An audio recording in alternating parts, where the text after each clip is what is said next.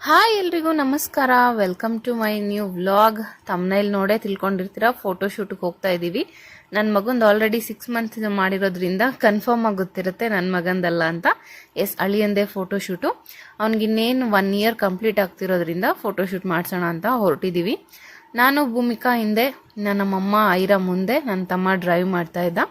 ತುಮಕೂರಲ್ಲಿ ಹ್ಯಾಂಡಿ ಮ್ಯಾಂಡಿ ಸ್ಟೋರಲ್ಲೇನೆ ಮಾಡಿಸಿದ್ದು. ಐರಾದು 2 years photoshoot ಎಲ್ಲಿ ಮಾಡಿಸಿದ್ದೆ ಅಲ್ಲೇನೆ. ಯಾಕೆಂದರೆ ತುಂಬ ಕಂಫರ್ಟಬಲ್ ಆಗಿತ್ತು, ಹಾಗೆ ಪ್ರಾಪರ್ಟೀಸು ತುಂಬ ಚೆನ್ನಾಗಿ ಅವರು ಇಟ್ಕೊಂಡಿದ್ದರಿಂದ. ಈ ಒಂದು 1 ಇಯರ್ ಆಗಿರೋದ್ರಿಂದ ಪ್ರಾಪರ್ಟೀಸ್ ಎಲ್ಲ ಚೆನ್ನಾಗಿರುತ್ತೆ ಫೋಟೋಶೂಟ್ ಮಾಡಿಸೋದಕ್ಕೆ ಅಂತ ಹೇಳಿ ಥೀಮ್ಸ್ ಎಲ್ಲ ಫಸ್ಟೇ ಏನು ಸೆಲೆಕ್ಟ್ ಮಾಡಿರಲಿಲ್ಲ, ಅಲ್ಲೇ ಬಂದು ಸೆಲೆಕ್ಟ್ ಮಾಡಿ ಅಂತ ಹೇಳಿದ್ರು. ಹಾಗಾಗಿ ಸೆಲೆಕ್ಟ್ ಮಾಡ್ತಾ ಇದ್ದೀವಿ. ಬೇಬಿ ಗರ್ಲ್ ಆಗಿದ್ರೆ ಫ್ಲವರ್ಸು ಅದು ಇದು ಏನೇನೆಲ್ಲ ಇಟ್ಟು ಮಾಡ್ಬೋದಾಗಿತ್ತು. ಬೇಬಿ ಬಾಯ್ ಆಗಿರೋದ್ರಿಂದ ಥೀಮ್ ಸೆಲೆಕ್ಟ್ ಮಾಡೋದು ಸ್ವಲ್ಪ ಕಷ್ಟ. ಹಾಗೆ ನಿಮಗೆ ಫಸ್ಟೇ ಗೊತ್ತಿರೋದ್ರಿಂದ ಕಾಸ್ಟ್ಯೂಮ್ಸು ಎಲ್ಲನೂ ಇವ್ರದೇ ಇರುತ್ತೆ. ಮೆಟರ್ನಿಟಿ ಶೂಟ್ ಆಗಿರ್ಬೋದು, pre wedding, post wedding, baby photoshoot ಎಲ್ಲದನ್ನು ಮಾಡೋದಕ್ಕೆ ತುಂಬ ಪ್ರಾಪರ್ಟೀಸನ್ನು ಇಟ್ಕೊಂಡಿದ್ದಾರೆ. ಈಗ ಸ್ವಲ್ಪ ಎಕ್ಸ್ಟೆಂಡೇ ಮಾಡಿದ್ದಾರೆ ಅಂತಲೇ ಹೇಳ್ಬೋದು.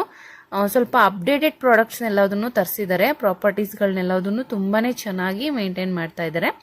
ಫಸ್ಟ್ ಥೀಮು ನಾವು ಸೆಲೆಕ್ಟ್ ಮಾಡಿದ್ದು ಆಸ್ಟ್ರೋನಾಟ್ ಥೀಮ್ ಮಾಡಿಸೋಣ ಅಂತ ಹೇಳಿದ್ದ ನನ್ನ ತಮ್ಮ.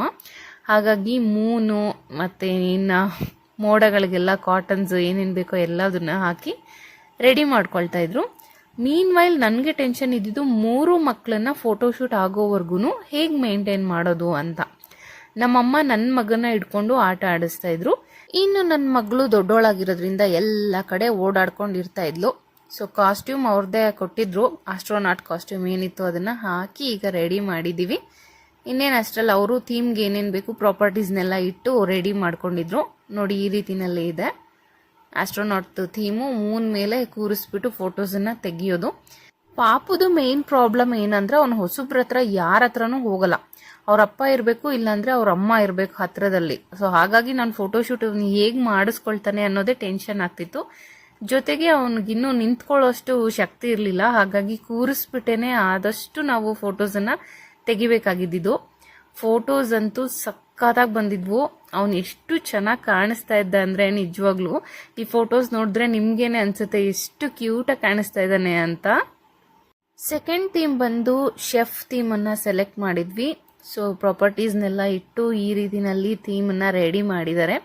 ಫೋಟೋಸ್ ತೆಗಿಬೇಕು. ಫೈನಲ್ ಸೆಟಪ್ ಇಷ್ಟು ಚೆನ್ನಾಗಿ ಮಾಡಿಕೊಟ್ಟಿದ್ರು. ಎಲ್ಲ ವೆಜಿಟೇಬಲ್ಸನ್ನು ಇಟ್ಬಿಟ್ಟು ಫಸ್ಟ್ ಒನ್ನಿಗೇನೋ ಒಂಥರ ವಿಚಿತ್ರವಾಗಿ, ಫಸ್ಟ್ ಟೈಮ್ ಅಲ್ವಾ, ಅವನಿಗೆ ಸ್ವಲ್ಪ ಭಯ ಆಗ್ತಾ ಇತ್ತು. ಇವೆಲ್ಲ ಕಲರ್ಫುಲ್ ಆಗಿ ಆಟ ಸಾಮಾನು ಥರ ಇದ್ದಿದ್ರಿಂದ ಅದನ್ನೆಲ್ಲ ಇಟ್ಕೊಂಡು ಆಟ ಆಡೋದಕ್ಕೆ ತುಂಬ ಕಂಫರ್ಟಬಲ್ ಆಗಿ ಕೂತ್ಕೊಂಡು ಆಟ ಆಡ್ತಾ ಇದ್ದ. ಅಲ್ಲಿ ಒರಿಜಿನಲ್ ಆಗಿ ಚಪಾತಿ ಲಟ್ಸೋ ಅಂತ ಲಟ್ಟಣಿಗೆ ಮಣಿ ಜೊತೆಗೆ ಸ್ವಲ್ಪ ಹಿಟ್ಟು ಎಲ್ಲ ಹಾಕಿದ್ರಿಂದ ಅವನಿಗೆ ಯಾವಾಗಲೂ ಅಡುಗೆ ಮನೆಯಲ್ಲಿ ಇರೋದಕ್ಕೆ ಇಷ್ಟಪಡ್ತಾನೆ. ಮನೆಯಲ್ಲೂ ಅಷ್ಟೇ, ಅವ್ರ ಅಮ್ಮ ಎಲ್ಲಿರ್ತಾರೋ ಅಲ್ಲೇ ಇರ್ತಾನೆ. ಆಲ್ಮೋಸ್ಟ್ ಅವನು ಅಡುಗೆ ಮನೆಯಲ್ಲೇ ಇರ್ತಾನೆ. ಹಾಗಾಗಿ ಈ ಥೀಮ್ ಅವನ ಫೇವ್ರೇಟ್ ಥೀಮ್ ಆಗಿತ್ತು ಅಂತಲೇ ಹೇಳ್ಬೋದು. ಅಲ್ಲಿರುವಂಥ ಪ್ರಾಪರ್ಟೀಸ್ನೆಲ್ಲ ತಗೊಂಡು ಚೆನ್ನಾಗಿನೇ ಆಟ ಆಡ್ತಾ ಇದ್ದ. ಇಲ್ಲಿ ನಮಗೆ ಕಷ್ಟ ಅಂತ ಏನೂ ಅನ್ನಿಸ್ಲಿಲ್ಲ. ಬಟ್ ಅವ್ರ ಅಪ್ಪ ಇರಲಿಲ್ಲ, ಅಸೋಸಿಯೇಷನ್ದೇನೋ ಎಲೆಕ್ಷನ್ ನಡೀತಾ ಇತ್ತು ಅಂದ್ಬಿಟ್ಟು ಓಟ್ ಹಾಕ್ಬಿಟ್ಟು ಬರ್ತೀನಿ ಅಂತ ಹೇಳಿ ನನ್ನ ತಮ್ಮ ಹೋಗಿದ್ರಿಂದ ನಾನು ಭೂಮಿಕಾ ಇಬ್ಬರೇ ಮೇಂಟೈನ್ ಮಾಡ್ತಾ ಇದ್ವಿ. ನನ್ನ ಮಗನ ಕಂಪ್ಲೀಟಾಗಿ ನಮ್ಮ ಅಮ್ಮನ ಹತ್ರ ಬಿಟ್ಬಿಟ್ಟು ನಾನು ಫೋಟೋಶೂಟ್ ಕಡೆನೇ ಜಾಸ್ತಿ ಗಮನ ಕೊಡ್ತಾ ಇದ್ದೆ. ಇವನು ಈ ಥೀಮಲ್ಲಿ ಏನೂ ತೊಂದರೆ ಕೊಡಲಿಲ್ಲ. ಆರಾಮಾಗಿ ಆಟ ಆಡಿಕೊಂಡು ಫೋಟೋಸ್ ತೆಗೆಸ್ಕೊಂಡಿದ್ರಿಂದ ಅಷ್ಟೇನೂ ಕಷ್ಟ ಅಂತ ಅನ್ನಿಸ್ಲಿಲ್ಲ. ನೋಡಿ, ನನ್ನ ಅಳಿಯ ಶೆಫ್ ಕಾಸ್ಟ್ಯೂಮಲ್ಲಿ ಎಷ್ಟು ಕ್ಯೂಟಾಗಿ ಕಾಣಿಸ್ತಾ ಇದ್ದಾನೆ ಅಲ್ವಾ. ಅವನಿರೋದೇ ಫಸ್ಟ್ ವೈಟು, ಅದರಲ್ಲ ವೈಟ್ ಬಟ್ಟೆ, ಮುಖದ ಮೇಲೆ ಸ್ವಲ್ಪ ಸ್ವಲ್ಪ ಹಿಟ್ಟೆಲ್ಲ ಅಂಟಿಸ್ಕೊಂಡು ಕ್ಯೂಟಾಗಿ ಕಾಣಿಸ್ತಾ ಇದ್ದ. ಫೋಟೋಸ್ ಅಂತೂ ನಿಜವಾಗ್ಲೂ ಈ ಥೀಮಲ್ಲಿ ನನಗೆ ಸಖತ್ ಕ್ಯೂಟ್ ಅಂತ ಅನ್ನಿಸ್ತಾ ಇದ್ದ. ಎಡಿಟೆಡ್ ಫೋಟೋಸ್ ಅಂತೂ ಇನ್ನೂ ಆಸಮ್ ಆಗಿ ಎಡಿಟ್ ಮಾಡಿ ಕೊಟ್ಟಿದ್ರು. ಮಧ್ಯ ಗ್ಯಾಪಲ್ಲಿ ನನ್ನ ಮಗ ಏನು ಮಾಡ್ತಾ ಇದ್ದಾನೆ ಅಂದರೆ ಅಲ್ಲಿರೋ ಫ್ರಿಡ್ಜನ್ನು ಇಟ್ಕೊಂಡು ಎದ್ದು ನಿಂತ್ಕೊಳ್ಳೋದಕ್ಕೆ ಟ್ರೈ ಮಾಡ್ತಾ ಇದ್ದ. ಇವನು ತುಂಬ ಚೆನ್ನಾಗಿ ಓಡಾಡೋದ್ರಿಂದ ಆ ಸ್ಟುಡಿಯೋ ತುಂಬ ಓಡಾಡ್ತಾ ಇದ್ದ. ಆಲ್ಮೋಸ್ಟ್ ನಾನು ಅವನ ಕಡೆ ಗಮನನೇ ಕೊಟ್ಟಿಲ್ಲ ಅಂದ್ಕೊಳ್ಳಿ. ನಮ್ಮ ಅಮ್ಮನೇ ಮೇಂಟೈನ್ ಮಾಡ್ತಾ ಇದ್ರು. ಇನ್ನು ನಾನು ಫೋಟೋಶೂಟ್ ಕಡೆ ಜಾಸ್ತಿ ಗಮನ ಕೊಡ್ತಾ ಇದ್ದೆ, ಯಾಕೆಂದರೆ ಭೂಮಿಕಾ ಒಬ್ಬಳೇ ಆಗ್ತಾಳಲ್ಲ ಅಂತ ಅಂದ್ಬಿಟ್ಟು. ಥರ್ಡ್ ಥೀಮ್ ಏನಿತ್ತು ಅಂದರೆ ಬಾತ್ ಟಬ್ ಥೀಮ್ ಹೇಳಿದ್ವಿ. ಬಟ್ ನನ್ನ ಮಗ ಸಖತ್ತು ಅಳೋದಕ್ಕೆ ಶುರು ಮಾಡಿಬಿಟ್ಟ. ಹಾಗಾಗಿ ನಾನು ಜಾಸ್ತಿ ವಿಡಿಯೋನ ಮಾಡೋದಕ್ಕಾಗಲಿಲ್ಲ. ನಾನು ಅವನನ್ನು ಸುಧಾರಿಸೋದ್ರಲ್ಲಿ ಸ್ವಲ್ಪ ಬ್ಯುಸಿ ಆದೆ. ಫೋಟೋಸ್ ಅಂತೂ ತುಂಬಾ ಚೆನ್ನಾಗಿ ಬಂದಿದ್ವು. ಯಾಕೆಂದರೆ ಮಕ್ಕಳಿಗೆ ನೀರಂದರೆ ಫಸ್ಟೇ ಇಷ್ಟ. ಸೊ ಫಸ್ಟೇ ನೀರಲ್ಲಿ ಹಾಕಿ ಕೂರಿಸ್ಬಿಟ್ರೆ ಅವಕ್ಕೇನೋ ಒಂಥರ ಖುಷಿಯಲ್ಲಿ ಆಟ ಆಡ್ಕೊಂಡು ಇರ್ತಾಯಿದ್ರು. ಬಿಸಿ ನೀರೇ ಹಾಕಿದ್ರು ಅದ್ರೊಳಗಡೆ. ಸೊ ಕುಂಡ್ರಿಸಿದ್ರೆ ಇವನು ಸ್ನಾನ ಮಾಡಿಸ್ತಾ ಇದ್ದಾರೆ ಅಂದ್ಕೊಂಡು ಆರಾಮ್ಸೆ ಆ ನೀರಲ್ಲಿ ಆಟ ಆಡ್ಕೊಂಡು ಇದ್ಬಿಟ್ಟಿದ್ದ. ಫೋಟೋಸ್ ನೋಡಿದ್ರೆ ಅಂತೂ ಈಗ ಅವನಿಗೇನು ಅನ್ಸಲ್ಲ, ನಮಗೆ ಕ್ಯೂಟ್ ಅಂತಾನೆ ಅನ್ನಿಸ್ತಾನೆ. ದೊಡ್ಡವನಾದ್ಮೇಲೆ ನೋಡಿದ್ರೆ ಯಾವ್ಯಾವ ಥೀಮಲ್ಲಿ ನಮ್ಮ ಅತ್ತೆ ನನಗೆಲ್ಲ ಫೋಟೋಸ್ ತೆಗ್ಸಿದ್ದಾರೆ ಅಂತ ಬೈಕೊಳ್ತಾನೇನೋ.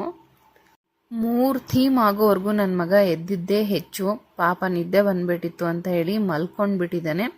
ಇನ್ನು ಲಾಸ್ಟ್ ಥೀಮ್ಗೆ ಕಾಸ್ಟ್ಯೂಮನ್ನು ಹಾಕಬೇಕಾಗಿತ್ತು. ಸೊ ಅವನಿಗೆ ಇವಾಗ ಎಲ್ಲನೂ ರೆಡಿ ಮಾಡ್ಕೊಳ್ತಾ ಇದ್ದೀವಿ. ಫೈನಲಿ ನನ್ನ ತಮ್ಮ ಎಷ್ಟೊತ್ತಿಗೆ ಬರ್ತಾನೆ ಅಂತ ನಾನು ಕಾಯ್ತಾ ಇದ್ದೆ, ಯಾಕೆಂದರೆ 3 ಜನ ಮಕ್ಕಳನ್ನ ಮೇಂಟೈನ್ ಮಾಡೋದಕ್ಕೆ ಕಷ್ಟ ಆಗ್ತಾಯಿತ್ತು. ಲಾಸ್ಟ್ ಥೀಮ್ ಬಂದ್ಬಿಟ್ಟು ಬರ್ಡೇ ಥೀಮ್ ಹೇಳಿದ್ರಿಂದ ಪ್ರಿಪ್ರೇಷನ್ ಮಾಡ್ಕೊಳ್ಳೋದಕ್ಕೆ ಸ್ವಲ್ಪ ಲೇಟ್ ಆಯಿತು, ಯಾಕೆಂದರೆ ಬಲೂನ್ಸ್ ಎಲ್ಲದನ್ನು ರೆಡಿ ಮಾಡ್ಕೊಳ್ಬೇಕಿತ್ತಲ್ಲ. ಹಾಗಾಗಿ ಅವ್ರ ಬಲೂನ್ಸ್ನೆಲ್ಲ ಬ್ಲೋ ಮಾಡಿ ಅದನ್ನೆಲ್ಲ ಟೈ ಮಾಡಿ ಬಂದು ಈ ರೀತಿ ಆರ್ಚ್ ರೀತಿನಲ್ಲೆಲ್ಲ ಜೋಡಿಸಿ ರೆಡಿ ಮಾಡೋದಕ್ಕೆ ಸ್ವಲ್ಪ ಟೈಮ್ ಆಯಿತು. ಯಾಕಂದರೆ 1 ಇಯರ್ ಬರ್ಡೇ ಥೀಮ್ ಆಗಿದ್ದರಿಂದ ನಮ್ಗೆ ಸ್ವಲ್ಪ ಗ್ರ್ಯಾಂಡಾಗಿ ಸೆಲೆಬ್ರೇಷನ್ ಥೀಮಲ್ಲೇ ಬೇಕಾಗಿದ್ದರಿಂದ ನಾವು ಇದೇ ರೀತಿನಲ್ಲಿ ಡೆಕೋರೇಷನ್ ಬೇಕು ಅಂತ ಹೇಳಿದಕ್ಕೆ ನೀಟಾಗಿ ಮಾಡಿಕೊಟ್ರು. ಪಾಪ ಅವನಿಗೂ ಲಾಸ್ಟ್ಗೆ ತುಂಬ ಇರಿಟೇಟ್ ಆಗೋಗ್ಬಿಟ್ಟಿದ್ದ. ಯಾಕೆ ಅಂದರೆ ಮೇಲಿಂದ ಮೇಲೆ ಕಾಸ್ಟ್ಯೂಮ್ ಚೇಂಜು ಜೊತೆಗೆ ಫೋಟೋಸು ಗಲಾಟೆ, ನಾವು ಈ ಕಡೆ ನೋಡು ಅಂತ ಕ್ಯಾಮ್ರಾ ಕಡೆ ಫೋಕಸ್ ಮಾಡೋದಕ್ಕೆ ಟ್ರೈ ಮಾಡ್ತಾ ಇದ್ವಿ. ಅವನಿಗೂ ಸುಸ್ತಾಗಿ ಹೋಗ್ಬಿಟ್ಟಿತ್ತು, ತುಂಬಾ ಇರಿಟೇಟ್ ಆಗಿದ್ದ. ಮಧ್ಯದಲ್ಲಿ ಅವನನ್ನ ಎತ್ಕೊಂಡು ಸಮಾಧಾನ ಮಾಡಿ ಫೋಟೋಸನ್ನು ತೆಗಿಯೋದಕ್ಕೆ ಟ್ರೈ ಮಾಡ್ತಾ ಇದ್ವಿ.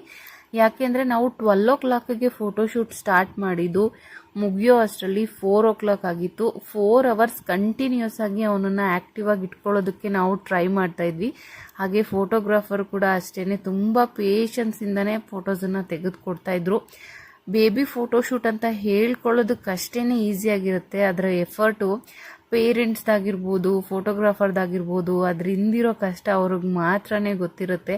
ಒಂದೊಂದು ಫೋಟೋಗೂ ಕ್ಯಾಮ್ರಾ ಕಡೆ ಫೋಕಸ್ ಮಾಡೋದು ಬೇಬಿನ ಅಷ್ಟು ಈಸಿಯಾದ ಟಾಸ್ಕ್ ಅಂತೂ ಖಂಡಿತ ಅಲ್ಲ.